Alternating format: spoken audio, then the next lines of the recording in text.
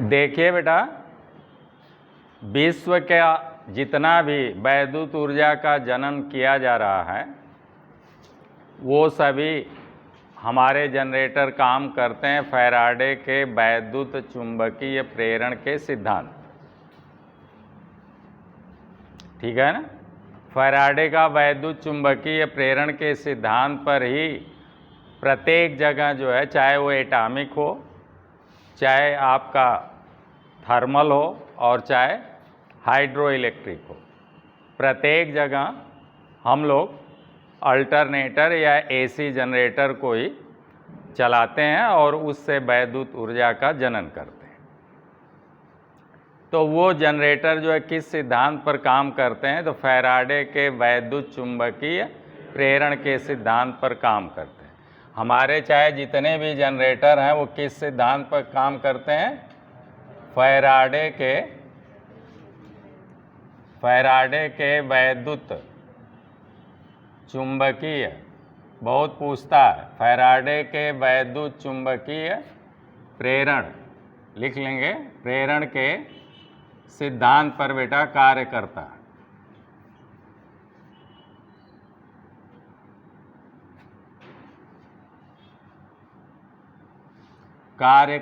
है। वैद्युत चुंबकीय प्रेरण को इलेक्ट्रोमैग्नेटिक इंडक्शन कहेंगे। क्या कहेंगे? हाँ, इलेक्ट्रोमैग्नेटिक इंडक्शन।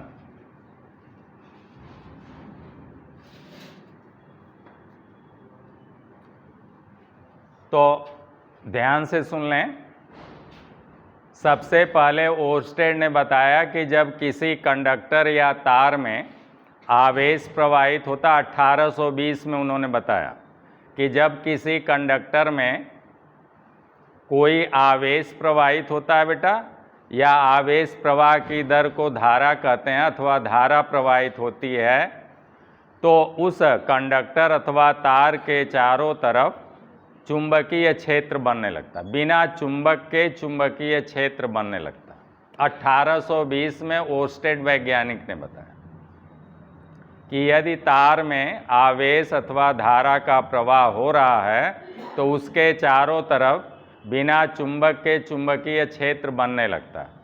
10 साल बाद वैज्ञानिक फैराडे ने सोचा कि यदि ओर्स्टेड के कथनानुसार तार में धारा बहने से तार के चारों तरफ चुंबक बन सकता है, तो तार के चारों तरफ ओरिजिनल चुंबक भी घुमाने से तार में धारा पैदा होनी चाहिए। उसका उल्टा सोचा।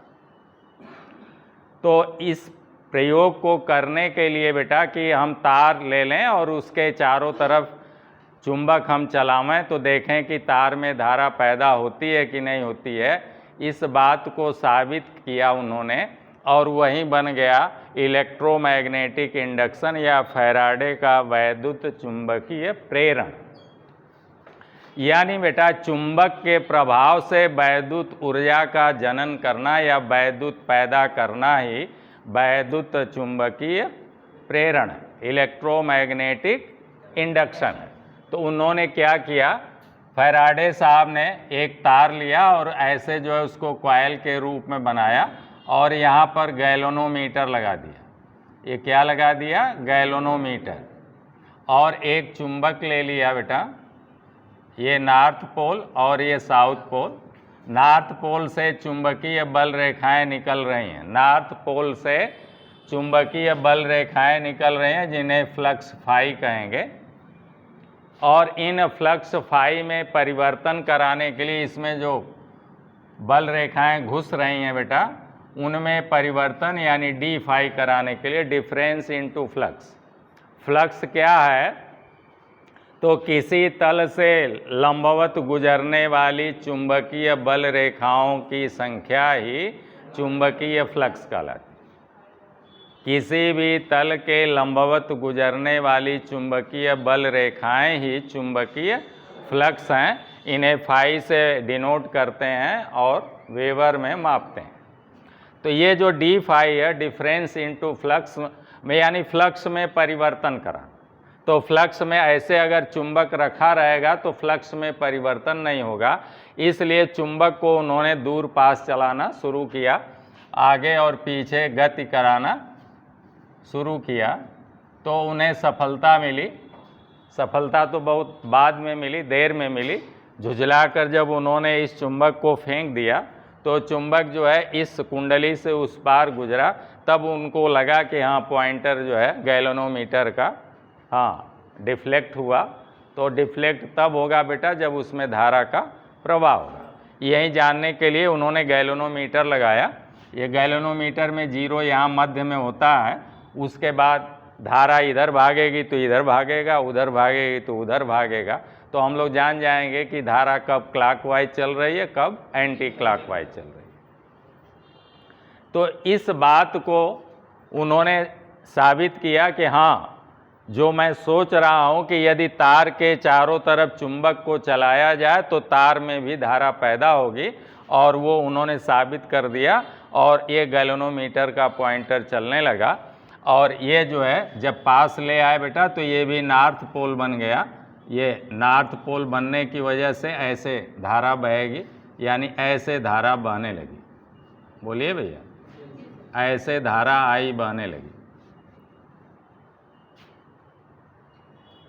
और फिर जब नॉर्थ पोल को दूर हटाया तो धारा ऐसे बहने लगी। अभी ये एंटी क्लॉकवाइज बह रहा है। जैसे नॉर्थ पोल को दूर हटाएंगे तैसे खड़ दे साउथ पोल बन जाएगा, और साउथ पोल होने की वजह से अब धारा ऐसे ऐसे बहने लगेगी। इस तरह से अब धारा इधर से इधर की ओर बहने लगेगी।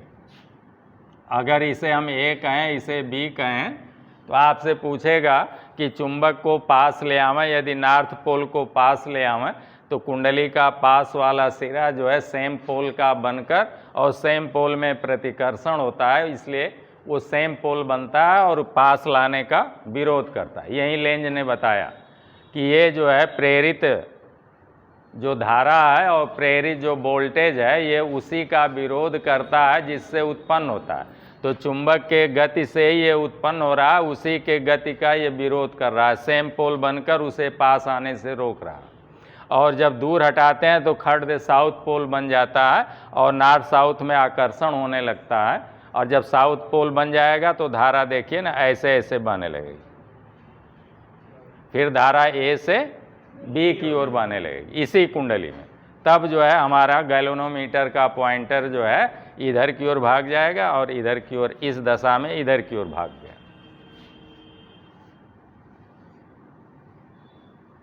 तब इधर की ओर भाग जाएगा।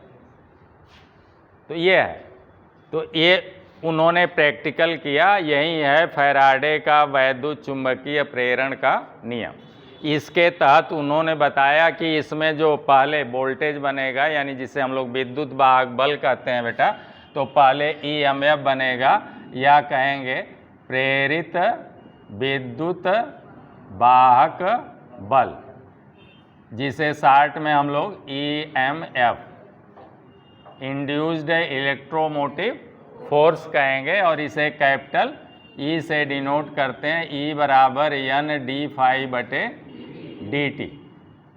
इतना वोल्ट बना। अथवा फाई को वेबर में मापेंगे। फाई को किस में मापेंगे? वेबर बटे टी को सेकेंड में। तो वेबर प्रति सेकेंड बराबर हो गया वोल्ट। बहुत पूछता है वेबर प्रति सेकेंड को क्या कहेंगे? वोल्ट कहेंगे। जहाँ पर यन क्या है बेटा? टर्नों की संख्या। यन कुंडली में टर्नों की संख्या, ये फ्लक्स परिवर्तन है। इसी बात को हम लोग ऐसे भी लिख सकते हैं, ई बराबर यन गुणे बेटा डी फाई का मतलब हो गया फाई 2 माइनस फाई 1, फ्लक्स में परिवर्तन। जैसे बोला बेटा कि अभी जो है फ्लक्स का मान जो है 1 वेबर था, और 1 सेकेंड बाद फ्लक्स का मान बदलकर 5 वेबर हो गया। तो फ्लक्स में परिवर्तन जो है कितना हुआ? तो आप 5 में से फाई 2 5 हो गया, और फाई 1 जो है 1 था, तो 5 में से 1 घटाएंगे तो हो जाएगा 4। तो यहाँ पर 4 रखेंगे। और कितने समय में हुआ? तो dt का मान 1 सेकेंड आपके प्रश्न में दिया, तो बटे 1 सेकेंड या 2 सेकेंड में ऐसा हो रहा है तो बटे 2 लिखेंगे। इस तरह से आप टाइम यहाँ लिख देंगे बेटा, ठीक है ना, या डेल्टा टी लिख देंगे या dt लिख देंगे तो आ जाएगा, ये बोल्ट में आ जाएगा। तो ऐसे भी ऊपर वाले फार्मूले को, इसी फार्मूले को आप ऐसे भी लिखेंगे, मात्रक वहीं रहेगा। तो अब यही है फैराडे का वैद्युत चुंबकीय प्रेरण के सिद्धांत पर ऐसे हम लोग बेटा वोल्टेज बनने लगता है और फिर इसी तार के मुक्त इलेक्ट्रॉन जो है परिपथ में सर्कुलेट होने लगते हैं और धारा मिलने लगती है। हर परमाणु के बाहरी कक्षा में जो इलेक्ट्रॉन होते हैं बेटा वो मुक्त होते हैं, अपनी कक्षा छोड़कर बाएं दाएं घूमते हैं। वहीं इलेक्ट्रॉन इस वोल्टेज के कारण इसी तार के अंदर जो है वो सर्कुलेट होने लगते हैं। इलेक्ट्रॉन चलते हैं निम्न विभव से उच्च विभव की ओर और धारा का बहना इलेक्ट्रॉनों के चलने के विपरीत होती है। तो इस तरह से धारा जो है इलेक्ट्रॉनों के विपरीत बहेगी, ठीक है ना। और उसको जानने के लिए बेटा n हम लोग बना दिया, तो n जो है एंटी क्लॉकवाइज, तो इधर की ओर धारा बहेगी, और अगर ये साउथ बनेगा तो धारा क्लॉकवाइज बहने लगेगी, घड़ी के चलने की दिशा। क्लियर है ना। अब जो है इसी सिद्धांत पर सभी जनरेटर कार्य करते हैं। अगली पॉइंट क्या है, विश्व के सारे जनरेटर जो है बेटा, सभी जनरेटर जिसे आप जनित्र कहेंगे, वैद्युत जनित्र कहेंगे, तो सभी जनरेटर जो है फैराडे के इसी वैद्युत चुंबकीय प्रेरण के सिद्धांत पर काम करते हैं। अब जब इस सिद्धांत पर काम करेंगे बेटा तो जाहिर सी बात है कि उसमें भी यही कुंडली और ये चुंबक लगेंगे। तो एक छोटा सा उनका प्रैक्टिकल जो है एक क्रांति ला दिया, और आज भी हम लोग जो है वैद्युत ऊर्जा का जनन जो व्यावसायिक स्तर पर कर रहे हैं वो जनरेटर के माध्यम से ही कर रहे हैं। तो ये जनरेटर जो है बेटा अब दो प्रकार का हो गया। एक में जो है आप कॉइल को नचाएंगे बेटा, और एक में चुंबक को नचाएंगे। तो इस तरह से जनरेटर दो प्रकार के हो गए। तो इसके सिद्धांत के आधार पर जनरेटर आपके दो प्रकार के हुए। जनरेटर कितने प्रकार के? दो प्रकार के। पहला जनरेटर की व्यवस्था देखें बेटा, ये फर्स्ट अगर हम लोग कहें तो फर्स्ट जनरेटर की व्यवस्था क्या है, तो एक बॉडी ले लिया, ठीक। ये बॉडी हम लोग काहे की लेंगे, कास्ट आयरन की या रोल्ड स्टील की, बेललित इस्पात की लेंगे। ऐसा लेंगे बेटा जिसमें लौह चुंबकीय पदार्थ हो, जिसमें हमारी चुंबकीय बल रेखाएं चल सकें। लकड़ी माइका का लेंगे तो चुंबकीय फ्लक्स नहीं चल पाएगा, ये चुंबकीय फ्लक्स अपना परिपथ नहीं पूरा कर पाएगा, नॉर्थ से साउथ में नहीं घुस पाएगा। तो एक व्यवस्था तो ये है बेटा कि हम लोग जो है यहाँ पर जो है बाइंडिंग को लुपेट दें, बॉडी पर बाइंडिंग को लुपेट दें ऐसे। तो ये बाइंडिंग लुपेट दिया, यहीं से टर्मिनल बाहर हो गया, और ये जो है आपका यहाँ पर जो है धुर्रा लगा दिया सेंटर में, और यहाँ पर पोल लगा दिया ऐसे। ये पोल हो गया नॉर्थ और ये हो गया साउथ, ये नॉर्थ पोल हो गया और ये साउथ पोल हो गया। अब इसी को हमारा जो है टरबाइन नचाएगा। टरबाइन जो है इसी धुर्रे को कपुल्ड कर देते हैं, दोनों का धुर्रा ऐसे कपलिंग द्वारा नट बोल्ट से जोड़ देते हैं। अब जब टरबाइन हमारी जल वाली नाचेगी तो इसी को नचाएगी, ठीक है ना। तो ये व्यवस्था जो हुई बेटा, इसमें हमारा चुंबक नाच रहा है। क्या नाच रहा है? और ये चीज़ जो है स्थिर है, कॉइल हमारी स्थिर है। तो जो स्थिर रहता है जनरेटर में उसे हम लोग स्टेटर कहते हैं। तो ये स्टेटर हो गया, और ये जो नाच रहा है बेटा इसे हम लोग रोटर कहते हैं। रोटर की हिंदी है घूर्णक, स्टेटर की हिंदी है स्थाता। तो ये अब ये किस टाइप का जनरेटर है, तो आप कहेंगे कि ये जो है बेटा रिवॉल्विंग फील्ड टाइप का, इसमें चुंबकीय क्षेत्र नाचेगा। टरबाइन इसे नचाएगी बेटा, तो नॉर्थ पोल से निकलने वाला यही चुंबकीय बल रेखाएं जो है ये कटने लगेंगी, और इन कुंडलियों में जो है इसी फार्मूले से, इस फार्मूले से इसमें प्रेरित विद्युत वाहक बल E उत्पन्न होगा और वो घटने के बाद यहाँ जो मिलेगा टर्मिनल पर वो हो जाएगा कैपिटल V। अंदर उत्पन्न होगा इस फार्मूले से प्रेरित विद्युत वाहक बल E वोल्ट बनेगा और जब धारा बहने लगेगी तो V बराबर IR हो जाएगा। तो रेजिस्टेंस जो है कुछ वोल्टेज खा जाएगा ओम के नियमानुसार V बराबर I गुणे R से, तो E माइनस IR हो जाएगा जैसे बैटरी सेल में हो रहा था। तब जितना बचेगा वो यहाँ मिलेगा, उसे कहेंगे टर्मिनल वोल्टेज भी, यही हम लोगों के काम में आता है। तो अंदर जो है फैराडे के वैद्युत चुंबकीय प्रेरण से बेटा ये प्रेरित विद्युत वाहक बल E वोल्ट जनित होगा, जिसको उन्होंने ज्ञात करने का ये सूत्र दिया कि उसका मान हम इस सूत्र से ज्ञात करेंगे। तो अब ये इसमें चूंकि हम जो है चुंबकीय क्षेत्र को नचा रहे हैं बेटा, इसलिए इस जनरेटर को हम लोग कहेंगे रिवॉल्विंग, क्या कहेंगे? हाँ, revolving field type, revolving field type बेटा। ये आपका AC जनरेटर हो गया, AC जनरेटर। AC जनरेटर को हम लोग अल्टरनेटर भी कहते हैं, क्या कहते हैं?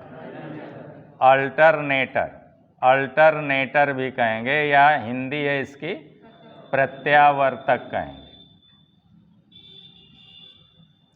अब देखिए इसमें रिवॉल्विंग फील्ड टाइप का हो गया। दूसरकी व्यवस्था में हम लोग क्या करेंगे? दूसरकी व्यवस्था में हम लोग जो है एक बॉडी ले लिया भैया, मान लीजिए कास्ट आयरन की है, ढलवे लोहे की। अब जो है चुंबक यहाँ लगा दिया, चुंबक कहाँ लगा दिया? यहाँ लगा दिया,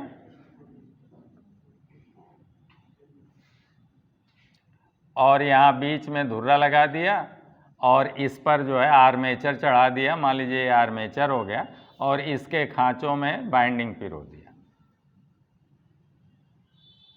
ठीक, अब हमारी जो है बेटा ये आर्मेचर जो है, ये आर्मेचर हो गया, इसे क्या कहेंगे? आर्मेचर। और ये घूंडी हो गया, ये नाचेगा, इसी को टरबाइन नचाएगी, इसी धुर्रे को नचाएगी तो हमारा आर्मेचर नाचेगा। और यहाँ पर चुंबक जो है ये नॉर्थ पोल और साउथ पोल जो है बेटा स्थिर है। अब देखिए चुंबकीय बल रेखाएं नॉर्थ से निकलेंगी, साउथ में जाएंगी और इस रास्ते से अपना परिपथ पूरा करेंगे, और कुछ इस रास्ते से अपना परिपथ पूरा करेंगे। इसीलिए बॉडी हम लोग जो है लकड़ी या माइका का नहीं बनाते हैं, लोहे का बनाते हैं। तो इसमें हमारा आर्मेचर नाच रहा है और ये चुंबक स्थिर है, इसलिए इस जनरेटर को कहेंगे रिवॉल्विंग, रिवॉल्विंग बेटा आर्मेचर टाइप, रिवॉल्विंग, हाँ आर्मेचर टाइप का ये हो गया। अब रिवॉल्विंग आर्मेचर टाइप का जो है देख रहे हैं कि चूंकि ये नाच रहा है, आर्मेचर बाइंडिंग आपकी नाच रही है, और इसी में प्रेरित विद्युत वाहक बल E उत्पन्न होगा, और इसी के फिर मुक्त इलेक्ट्रॉन सर्कुलेट होने लगेंगे और धारा बहने लगेगी। अब इससे धारा और वोल्टेज बाहर निकालने के लिए, यहाँ ले आने के लिए, टर्मिनल पर ले आने के लिए अब हम लोगों को जो है स्लिप रिंग और कार्बन ब्रूस लगाने होंगे। यहाँ पर क्या लगाने होंगे? हाँ, स्लिप रिंग लगाने होंगे और कार्बन ब्रूस भी लगाने होंगे। अब इनके माध्यम से हमारी जो है सप्लाई बाहर जाएगी। नहीं लगाएंगे, इसको घुमाएंगे, तरवा टूट जाएगा। इसलिए हम लोगों को क्या करना है? हाँ, स्लिप रिंग लगाएंगे, इस धुर्रे पर चढ़ाएंगे, वो स्लिप रिंग जो है धुर्रे के साथ नाचेगी सरसर सरसर, और जब वो नाचेगी बेटा तो उस पर कार्बन ब्रूस हम लोग लगा देंगे। जैसे ये नाच रहा है, ये ऐसे घोड़े गति कर रहा है, तो यहाँ पर कार्बन ब्रूस ऐसे लगा देंगे, पीछे स्प्रिंग रहेगी, वो स्प्रिंग आगे की ओर ठेले रहेगी, ठीक है ना। उसे हम लोग जो है होल्डर बोलते हैं। तो होल्डर में वो सारी व्यवस्थाएं रहती हैं। तो वो आगे की ओर कार्बन ब्रश को ठेले रहेगा और कार्बन ब्रश जो है इस स्लिप रिंग पर रगड़ मारती रहेगी, जिससे इस आर्मेचर की धारा स्लिप रिंग में जाएगी और फिर स्लिप रिंग से कार्बन ब्रश में होते हुए फिर इधर तार जुड़ा रहेगा, इस तार से यहाँ पहुँचेगी। तब यहाँ पर हमें V और I मिलना शुरू हो जाएगा। तो इस तरह से रिवॉल्विंग आर्मेचर टाइप का जो जनरेटर है बेटा, उसमें स्लिप रिंग भी लगाना है, कार्बन ब्रश भी लगाना है, अतः इसमें स्पार्किंग की समस्या बहुत ज़्यादा है, इसलिए इसका हाई वोल्टेज पर हम लोग जनन नहीं कर पाते। हाई वोल्टेज पर अगर जनन करेंगे तो रिवॉल्विंग आर्मेचर टाइप में, चूँकि पेंच से भी आप लोग देखे होंगे कि पेंच हमारी थोड़ा भी कहीं ढीली हो जाती है तो स्पार्किंग की समस्या हो जाती है। इसमें तो पेंच भी नहीं लगना, केवल स्लिप रिंग जो हम लोग लगाएंगे ब्रश की, उसके ऊपर हमारा कार्बन ब्रश केवल स्प्रिंग के दबाव से उसके परिधि पर रगड़ बनाए रहता है, जिससे इसकी धारा स्लिप रिंग में जाएगी और फिर स्लिप रिंग से होते हुए धारा कार्बन ब्रश से होते हुए यहाँ पहुँचेगी। तो स्पार्किंग बहुत अधिक होने लगती है, स्लिप रिंग हमारी ख़राब होने लगती है, कार्बन ब्रश में घर्षण होता है वो ख़राब होता है और छोटा होता है, बदलना पड़ता है, ऐसे सब करना पड़ता है। तो इसलिए हम लोग रिवॉल्विंग आर्मेचर टाइप के जनरेटर का जनरली जो है उत्पादन में या प्रोडक्शन में कम प्रयोग करते हैं। ठीक है, हम लोग ज़्यादातर जो है व्यावसायिक उत्पादन में रिवॉल्विंग फील्ड टाइप का। तो इस तरह से जो फैराडे ने व्यवस्था दिया, इस व्यवस्था के तहत जनरेटर दो प्रकार के हो गए। दो प्रकार के कौन कौन हो गए? एक हो गया रिवॉल्विंग फील्ड टाइप का और दूसर का हो गया रिवॉल्विंग आर्मेचर टाइप का। क्लियर हो गया? अब जो है, जो हमारा ये है रिवॉल्विंग फील्ड टाइप का जनरेटर है, फिर ये भी दो प्रकार का हो जाता है। रिवॉल्विंग फील्ड टाइप का ये जो जनरेटर है, ये फिर जो है दो प्रकार का हो जाता है। एक सैलिएंट पोल वाला, कौन सा? हाँ, एक सैलिएंट पोल और दूसर का हो गया नॉन सैलिएंट पोल।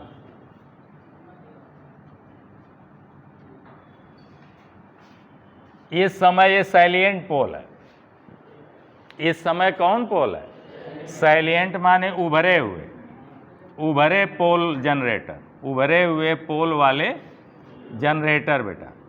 तो ये जनित्र कौन सा है? इसके पोल देखिए ऊपर की ओर उठे हुए हैं, इसी को प्रोजेक्टेड पोल भी कहेंगे। क्या कहेंगे? हाँ, प्रोजेक्टेड पोल कहेंगे जनित्र, प्रोजेक्टेड पोल जनरेटर या प्रक्षेपित कहेंगे। हिंदी में क्या कहेंगे? अभी आप लोगों को जब पढ़ाया जाएगा जनरेटर तो उसमें ये सब बातें होंगी। प्रक्षेपित पोल जनित्र या ध्रुव, तो ये इसके नाम है बेटा। और चूँकि ये उभरे हुए पोल हैं, अब इनको भी एक्साइट करने के लिए हम लोग इस पर वाइंडिंग लुपेटेंगे और फिर इस पर वाइंडिंग लुपेटेंगे और ऐसे ले आकर यहाँ से डीसी सप्लाई देंगे। यहाँ से कौन सप्लाई देंगे? हाँ, तब ये चुंबक आपके एक्साइट हों और फिर इनको नचाएंगे। तो यही सैलिएंट पोल है, ये उभरे हुए पोल है और इन्हीं का प्रयोग हम लोग जो है जल वैद्युत संयंत्र में करें, क्योंकि इनकी गति कम होती है। ये जब चलाया जाता है बेटा तो ये हवा बहुत मांगते हैं, तो इनमें धावन ध्वनि भी बहुत अधिक है, रनिंग साउंड भी अधिक है। ठीक है ना? तो अब अगर हम लोग जो है इनका वर्गीकरण अगर देखें कि भाई जनरेटर का वर्गीकरण कैसे करते हैं, तो इसको मिटा देता हूँ। अब हम लोग जनरेटर का वर्गीकरण देखें। अब कुछ बातें समझ में आई? तो अब लिखेंगे बेटा जनरेटर का वर्गीकरण, अगर जल्दी से देख लें।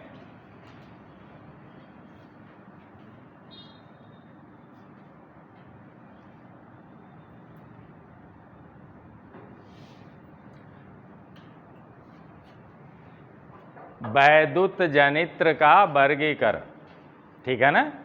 Classification of generator. तो हम लोग जो है इसका दो दो प्रकार का हो गया बेसिकली जनरेटर। कौन कौन बेटा? तो आपने लिखा एक रिवॉल्विंग फील्ड टाइप और दूसर का रिवॉल्विंग आर्मेचर टाइप। तो हम लिख देते हैं, ये हो गया बेटा रिवॉल्विंग आर्मेचर टाइप। बोलिए भैया, रिवॉल्विंग आर्मेचर टाइप जनित्र हो गया। रिवॉल्विंग का मतलब घूर्णी आर्मेचर टाइप, रिवॉल्विंग का मतलब घूर्णी आर्मेचर टाइप।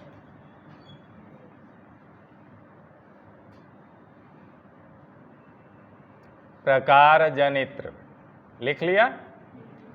और ऐसे ही दूसरा जो आपका हो जाएगा, ये जो सेकेंड हो जाएगा वो आप ये लिख लें, रिवॉल्विंग फील्ड टाइप।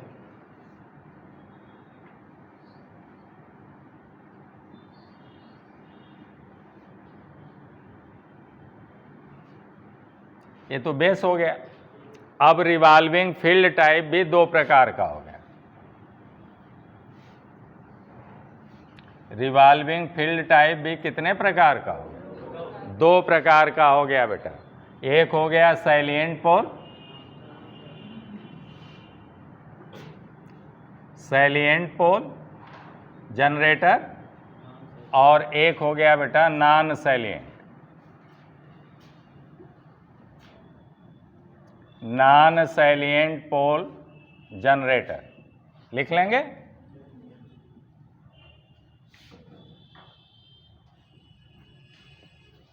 चलिए, अब सैलिएंट पोल को हम लोग क्या कहते हैं? उभरे पोल वाले या उभार पोल वाले जनित्र, अथवा इसी को कहते हैं प्रोजेक्टेड पोल। प्रोजेक्टेड पोल जनरेटर, प्रोजेक्टर की हिंदी क्या है? प्रोजेक्टेड की प्रक्षेपित, प्रक्षेपित ध्रुव जनित्र। ठीक। अब इनकी विशेषता क्या है? तो ये जो है लो स्पीड वाले होते हैं। तो पहला इनकी विशेषता भी यही लिख लें बेटा। हाँ, ये निम्न गति वाले होते हैं, ये निम्न गति। कोष्ठ में लिख लें बेटा 50 आरपीएम से 500 आरपीएम।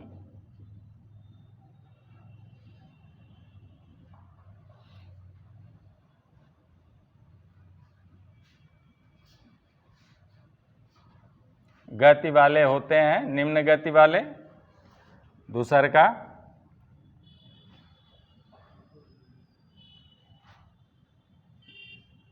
इनमें पोलों की संख्या अधिक होती है,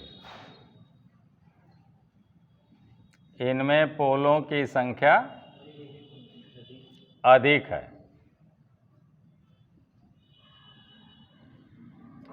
पोल इसमें बेटा बहुत ज़्यादा लगाएंगे। अगली पॉइंट,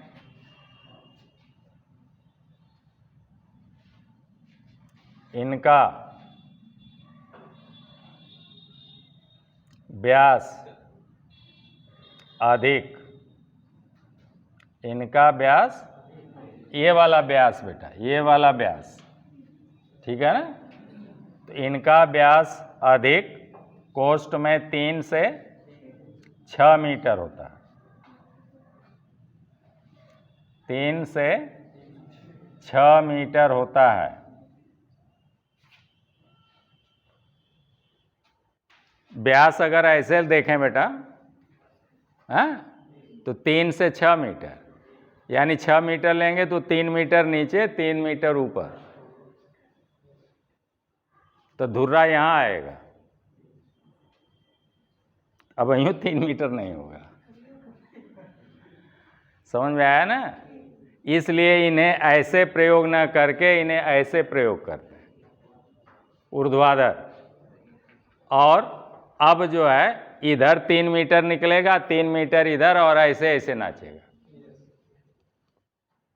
ठीक है ना? हाँ, अब इनको क्षैतिज नहीं रखेंगे, नहीं तो 3 मीटर, मान लीजिए 5 मीटर रखे बेटा, तो 2.5 मीटर नीचे 2.5 मीटर ऊपर, और प्लस बॉडी अलग से रहेगी, फाउंडेशन अलग से रहेगा। फाउंडेशन भी बनाएंगे, वो भी 1 फीट 2 फीट ऊंचा रहेगा, उसमें जाम करेंगे इसको। और फिर उसके बाद जो है इसकी बॉडी आएगी, ये ढलवे लोहे वाली ये बॉडी आएगी। फिर उसके बाद जो है 2.5 मीटर नीचे और 2.5 मीटर ऊपर, तब मोटा सा धुर्रा आएगा। तो ऊंचाई हम लोगों के इतने से इस लेवल में जो है करीब जो है उसका धुर्रा आएगा, और फिर इतने और ऊपर दूसरी तरफ रहेगा। ये तो अभी 3 मीटर हुआ, और 3 मीटर इसके ऊपर, तब जाके 6 मीटर हो जाएगा।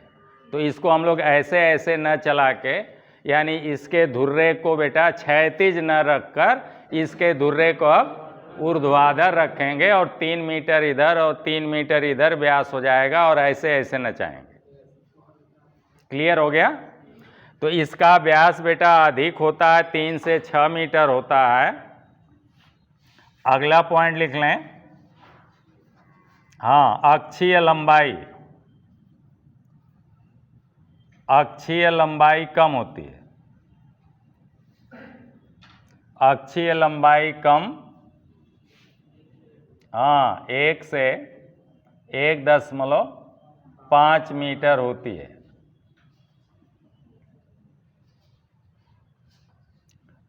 अगला लिख लें, ये धावन ध्वनि अधिक करते हैं। हवा बांधते हैं ना, उभरे हुए हैं बेटा, तो जब ये चलते हैं तो हवा बांधते हैं। तो लिख लें, ये धावन ध्वनि अधिक करते हैं।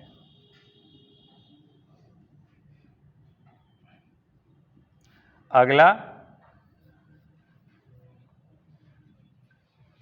चूंकि ये निम्न गति वाले हैं, इसलिए इन्हें हम लोग जो है बेटा निम्न गति जो है जल टरबाइनों की होती है, तो इसलिए इनका प्रयोग हम लोग जो है निम्न गति वाले जल टरबाइनों के साथ करेंगे, जिसका नाम आपने लिखा बेटा, कप्लान है, पेल्टन है, फ्रांसिस है। इनके साथ जो है इस वाले प्रोजेक्टेड पोल या सैलिएंट पोल वाले का करेंगे। तो लिख लें, लिखा है कि ये निम्न गति वाले हैं, और निम्न गति हमारी कहाँ होती है? जल टरबाइनों की होती है। हाँ बेटा, तो लिख लें, इनका प्रयोग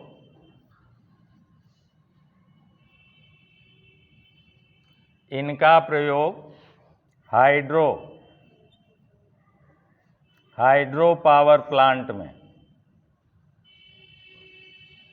हाइड्रो पावर प्लांट में जल टरबाइन के साथ करते हैं। किसके साथ? जल टरबाइन के साथ करते हैं। क्लियर है ना? ये सब बातें हैं बेटा। इनका प्रयोग जल टरबाइन और हाइड्रो में करेंगे, क्योंकि इनकी गति कम है। अब इधर हम लोग इसमें चलते हैं।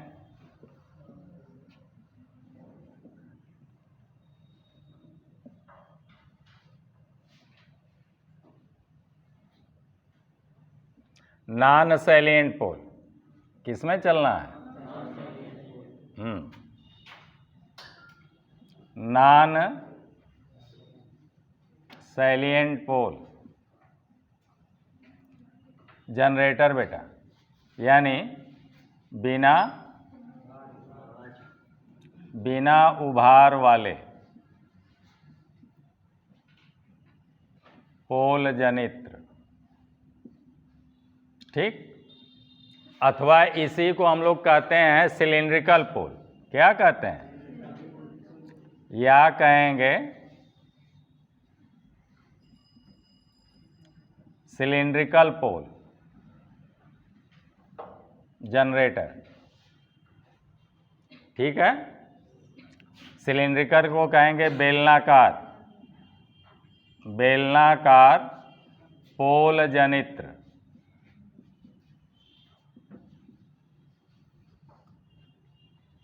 या इसी को कहते हैं स्मूथ पोल। स्मूथ पोल जनित्र। ठीक है, अब स्मूथ पोल जनित्र हम लोग कैसे बनाएंगे?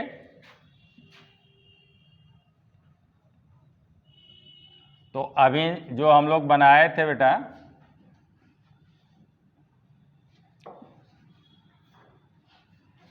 ये बॉडी हो गई, ये क्या हो गया? बॉडी हो गई। आपने यहाँ पर जो है ये बॉन्डिंग लगा दिया, बोलिए, ये टर्मिनल हो गया। अब जो है यहाँ पर धुर्रे पर बेटा अभी हम लोग उभरे हुए पोल लगाए थे, जिसे आप प्रोजेक्टेड पोल बोल रहे थे या सैलिएंट पोल बोल रहे थे। अब हम लोग बेलनाकार पोल लगा देंगे। कैसा पोल लगा देंगे? हाँ, ऐसे बेलनाकार पोल लगा देंगे बेटा, और यहाँ बीच में खांचा काट देंगे, ऐसे कर देंगे।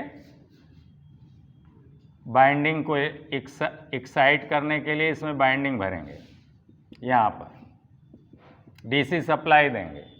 अब ये बेलनाकार हो गया, ये नॉर्थ पोल हो जाएगा और ये वाला ऐसे बना लेंगे। तो अब ये जो है यही आपका ये नॉन सैलिएंट पोल है। ये कौन सा पोल है? ये नॉन सैलिएंट पोल है बेटा, अथवा इसी को कहेंगे, देखिए, सिलिंड्रिकल पोल जनरेटर, अथवा इसी को कहेंगे स्मूथ पोल जनरेटर। अब ये बहुत तेज नाचेगा और इसमें रनिंग साउंड भी कम होगी, धावन ध्वनि भी बहुत कम होगी और इसकी स्पीड बहुत ज़्यादा होगी। अब ये दो पोल का अगर नॉर्थ साउथ का बनाएंगे तो ये 3000 पर नाचेगा। अतः 3000 पर नचाने वाली टरबाइन कौन सी है? हमारी स्टीम टरबाइन अथवा गैस टरबाइन है। यानी इसका प्रयोग हम लोग जो है थर्मल पावर प्लांटों में करेंगे। किस में करेंगे? थर्मल पावर प्लांटों में करेंगे अथवा गैसीय प्लांटों में करेंगे। ठीक है ना? हम लोगों के यहाँ गैसीय प्लांट भी हैं, लेकिन बहुत कम है। गैस हम लोगों को यहीं चाहिए, एलपीजी या सीएनजी चाहिए। हम लोगों का जो उत्तर प्रदेश में दादरी है, इधर बुलंदशहर के पास, हाँ, वहाँ दादरी में सबसे बड़ा प्लांट जो है, विश्व का सबसे बड़ा प्लांट गैस आधारित लगने जा रहा था। ज़मीन भी अधिग्रहित कर ली, बिल्डिंग भी बन गया, सब कुछ हो गया, लेकिन केंद्र सरकार ने उसमें परमिशन नहीं दिया। वो कहा कि हम गैस नहीं दे पाएंगे। फिर उसके बाद जो है, शायद उस समय मुख्यमंत्री स्वर्गीय मुलायम सिंह जी थे, तो साल भर 2 साल वैसे मामला पेंडिंग पड़ा रहा, प्रोडक्शन नहीं चालू हो पाया। फिर इलेक्शन हो गया, सरकार बदल गई, फिर मायावती जी बन गई मुख्यमंत्री, फिर साल 2 साल ऐसे ही लटका रहा। फिर लोगों ने, या फिर चाहे जैसे भी अंतरिम मंत्री लोगों ने अपना जो भी कहा कि भाई आप लोग आंदोलन करिए कि हम लोगों की ज़मीन वापस की जाए। तो दादरी के लोगों ने, किसानों ने जो अपनी ज़मीन दिया था, वो फिर अपना आंदोलन, धरना प्रदर्शन कि हमारी ज़मीन वापस किया जाए। तो सब लोगों ने अपनी अपनी ज़मीन वापस ले लिया और इस तरह से काफ़ी नुकसान भी हुआ। नहीं तो वो प्लांट अगर चालू हो जाता तो विश्व का सबसे बड़ा प्लांट होता और हम लोग उत्तर प्रदेश वालों को कम से कम 24 घंटे बिजली मिलती। इतना बड़ा प्लांट होता विश्व का, और वो जो है अन्य प्रदेशों को भी खूब वैद्युत ऊर्जा की सप्लाई भी करता। तो फिलहाल चलिए, तो उस गैस वाले में भी यहीं आपका नॉन सैलिएंट या सिलिंड्रिकल पोल या बेलनाकार पोल लगेगा या स्मूथ पोल लगेगा। इनकी गति बहुत अधिक होती है। इनकी गति जो है, जिनमें उभरे हुए पोल आप लगाए थे उनकी गति कम थी, तो इनकी विशेषता लिख लीजिए। पहला लिख लीजिए कि इनकी गति इनकी गति, यानी ये हाई स्पीड वाले हैं, तो इनकी गति उच्च कोस्ट में बेटा 3000 आरपीएम तक हो सकती है।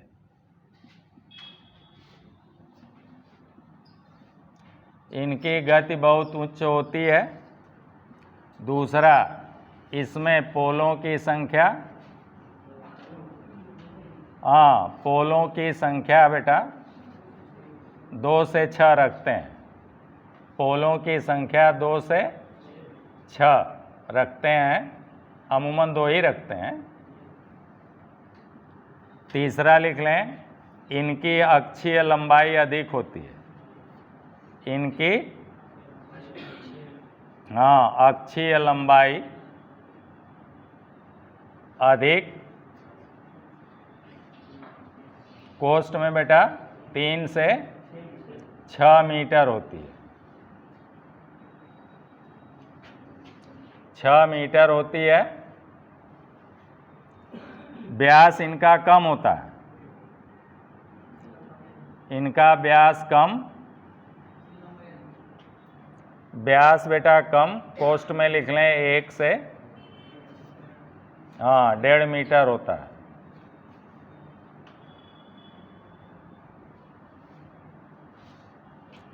इनका प्रयोग क्षैतिज करते हैं। इनका प्रयोग कैसा करेंगे? क्षैतिज करते हैं।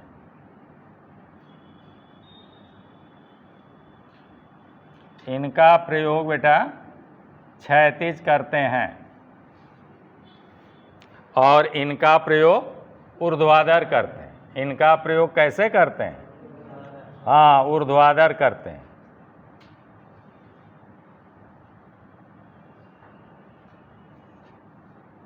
ऊर्ध्वाधर प्रयोग करते हैं, यानी इसका धुर्रा बेटा वर्टिकल रहेगा और इसका धुर्रा क्षैतिज रहेगा। अगली पॉइंट लिख लें, इनमें धावन ध्वनि कम होती है। धावन ध्वनि बेटा, धावन मतलब दौड़ना, रनिंग, तो ये हवा कम बांधता है तो धावन ध्वनि कम होती है। लिख लेंगे भाई हाली हाली। अगला बेटा, इनका प्रयोग थर्मल पावर प्लांटों में, किसमें? बेटा थर्मल लिख लें, थर्मल पावर प्लांटों में, पावर प्लांट में या गैस पावर प्लांट में, गैस पावर प्लांट में करते हैं, प्लांट में करते हैं। क्लियर है? अगला, इनका प्रयोग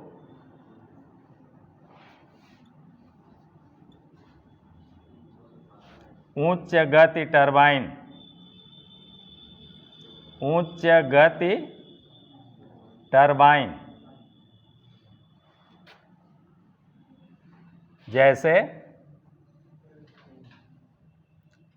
बेटा स्टीम टरबाइन दिख रहा है भाई, इसमें दिख रहा है।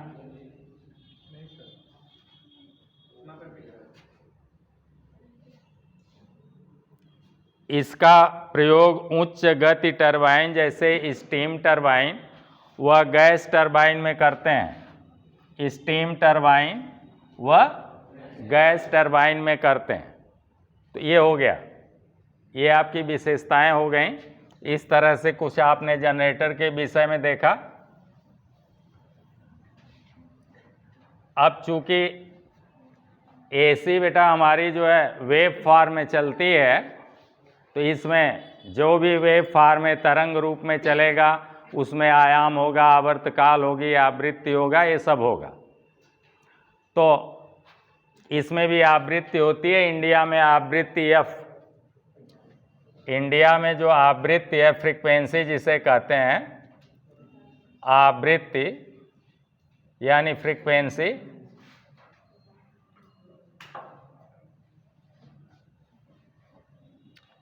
फ्रीक्वेंसी जो बेटा इसे स्मॉल एफ से डिनोट करते हैं। किससे डिनोट करते हैं? स्मॉल एफ बराबर होता है पी गुणे एन अपान 120। इतना हो गया बेटा चक्र प्रति सेकेंड, चक्र प्रति सेकेंड या साइकिल पर सेकेंड बराबर हर्ट्ज। तो ये जो है आवृत्ति के लिए फार्मूला है। अब इंडिया में आवृत्ति का मान कितना है? हाँ, इंडिया में जो फ्रीक्वेंसी एफ का मान है वो 50 हर्ट्ज है बेटा, और प्लस माइनस 3% उतार चढ़ाव अनुमन्य है। 3% उतार चढ़ाव अनुमन्य है, अनुमन्य है। 100 में 3% का मतलब 100 में 3 तो 50 में 1.5, तो यानी 1.5 जो है ज़्यादा भी हो सकता है और 1.5 कम भी हो सकता है, यानी 51.5 हर्ट्ज हो सकता है अथवा 48.5 हर्ट्ज हो सकता है। इससे ज़्यादा वेरिएशन नहीं अनुमन्य है। तो इंडिया में जो भी उत्पादन है आप लोगों ने पढ़ा है कि 50 हर्ट्ज पर और प्लस जो है 11 kV पर किया जाता है। तो यहाँ पर बेटा यहीं P जो है पोलों की संख्या है। ये कितने पोल हैं? तो 2 पोल हैं। एक भी चुंबक लगाएंगे तो 2 पोल हो जाएंगे, और फ्रीक्वेंसी आपको 50 लाना है। फ्रीक्वेंसी कितना लाना है? इंडिया में इसका मान 50 है। कोई भी जनरेटर जब आप चलाएंगे तो फ्रीक्वेंसी निर्धारित करनी है 50, तो इसका मान हमें 50 लाना है। तो 50 रख दिया। P वहाँ पर देखिए 2 पोल हैं, गुणे n को n ही रहने दीजिए और बटे 120 कर दीजिए। अब यहीं से n बराबर करेंगे तो हो जाएगा 50 गुणे 120 बटा 2, 2 छक 6 पाँचे, तो आ गया 3000 RPM। कितना आ गया? 3000 RPM। यानी अब इस जनरेटर को कितने पर नचाना है? तो ये रोटर जो है, यही इसका रोटर है, ये रोटर है और ये वाला स्टेटर है। तो अब जो है रोटर जो है 3000 पर नाचेगा। कितने पर नाचेगा? 3000 RPM पर नाचेगा। 4 पोल का रहेगा तो 1500 पर नाचेगा। तो अब 1500 पर फिक्स आपको नचाना है या 3000 पर फिक्स नचाना है, तब 50 हर्ट्ज आएगा। और इसका मान बदल देंगे बेटा, 3000 से 3100 कर देंगे या घटाकर 2900 कर देंगे तो ये 50 का मान बदल जाएगा। इसलिए हमारे जो है अब इस जनरेटर को नचाने का काम कौन करेगा? इसे नचाएगा कौन? टरबाइन नचाएगी। इसे कौन नचाएगा? टरबाइन नचाएगी, डीजल इंजन नचाएगा। ये सब जो है प्राथमिक चालक हैं, ये नचाएंगे। तो इस टरबाइन की गति, चाहे n कहिए और चाहे इसकी गति n कहिए, यही n जो है ये यहाँ पर लिखा हुआ। और ये n क्या है? परम स्थिर है। n क्या है? परम स्थिर है। परम स्थिर गति को हम लोग कहते हैं अंग्रेजी में सिंक्रोनस स्पीड। क्या कहते हैं? सिंक्रोनस स्पीड कहते हैं। सिंक्रोनस स्पीड कहेंगे। हिंदी में इसी को तुल्यकाली गति कहेंगे। क्या कहेंगे? तुल्यकाली गति कहते हैं। तो ये जो है चूंकि एसी जनरेटर की जो हम लोग का पढ़ रहे हैं बेटा, जिसको हम लोग कह रहे हैं कि फैराडे के वैद्युत, चाहे एसी हो चाहे डीसी हो, दोनों फैराडे के वैद्युत चुंबकीय प्रेरण के इस सिद्धांत पर काम करते हैं। लेकिन अब देखिए एसी जनरेटर में आवृत्ति होगी और आवृत्ति का मान इंडिया में 50 है। उसे फिक्स करने के लिए पोल तो आपकी कंपनी लगाई देगी, 2 पोल 4 पोल लगाएगी। यही गति आपको जो है नियंत्रित करना। गति नियंत्रित करने के लिए टरबाइन के साथ हम लोग जो है गवर्नर लगाते हैं। गवर्नर क्या करेगा कि जैसे ही लोड बढ़ेगा इस जनरेटर पर, यहाँ लोड आपका बढ़ेगा, तैसे ही इसकी स्पीड डाउन होने लगेगी। और जैसे ही स्पीड डाउन होगी तो ये 3000 वाला मान बदलने लगेगा। तैसे ही खर्द जो है गवर्नर क्या करेगा? जल की मात्रा बढ़ाएगा, वेलोसिटी बढ़ाएगा और इसकी स्पीड को 3000 पर ही रखेगा। और जैसे ही जो है भैया लोड कम हो जाएगा, यहीं लोड कम हो जाएगा तो इसकी स्पीड जो है बढ़ जाएगी। स्पीड जैसे ही भागेगी हमारे रोटर की, तैसे ही टरबाइन क्या करेगा, टरबाइन का गवर्नर जो है पानी को नियंत्रित कर देगा, और पानी जैसे ही कम जाएगा, कम वेलोसिटी का जाएगा, कम उसकी गतिज ऊर्जा जब जाएगी तो इसकी स्पीड जो है डाउन हो जाएगी, और डाउन होके 3000 पर बनी रहेगी। इस तरह से गवर्नर जो है इसी गति को, ये मान लीजिए कि 2 पोल का है, तो इसी 3000 पर मैक्सिमम चलाने का प्रयास करता है। न 3000 से गति को ज़्यादा होने देता है, न 3000 से गति को कम होने देता है। तो जो अभी आप लोग एक क्वेश्चन आया था बेटा कि वो जो है हम लोग सैलिएंट पोल और सिंक्रोनस जनरेटर का प्रयोग करेंगे, तो यही एसी जनरेटर ही हमारा सिंक्रोनस जनरेटर कहलाता है, क्योंकि एसी जनरेटर को हम लोग परम स्थिर गति पर नचाते हैं, अथवा एसी जनरेटर को हिंदी में तुल्यकाली जनरेटर भी कहेंगे। क्या कहेंगे? तुल्यकाली जनरेटर कहेंगे। पक्का? अब इसी को एक क्वेश्चन और पूछा गया था कि गवर्नर जो है किसको नियंत्रित करता है, तो एक तरह से गवर्नर जो है टरबाइन में जो पानी जा रहा है उसको नियंत्रित करता है, लेकिन वो नियंत्रित करता है तो उससे क्या होता है, हमारी फ्रीक्वेंसी जो 50 हर्ट्ज है बेटा ये बनी रहती है। अगर वो न नियंत्रित करे तो फ्रीक्वेंसी हमारी बढ़ जाएगी, घट जाएगी। तो एक प्रश्न का जवाब ये था कि गवर्नर का नियंत्रण किसके लिए होता है? हाँ, आवृत्ति को बनाए रखने के लिए या आवृत्ति को 50 हर्ट्ज रखने के लिए। और दूसरा कहीं पर विकल्प दिया है कि भाई टरबाइन में जाने वाले जल की मात्रा को या जल के जो है ऊर्जा को नियंत्रित करता है, तो वो भी सही है। पक्का? तो इस तरह से बेटा एसी जनरेटर ही हमारा तुल्यकाली जनरेटर है। तो एसी जनरेटर का अब नाम हो गया बेटा, हम कहेंगे कि उसे एसी जनरेटर भी कहेंगे, अथवा प्रत्यावर्ती धारा जनित्र कहेंगे, अथवा अल्टरनेटर कहेंगे। अल्टरनेटर को प्रत्यावर्तक कहेंगे, अथवा इसी को सिंक्रोनस जनरेटर कहेंगे, हिंदी में तुल्यकाली जनरेटर।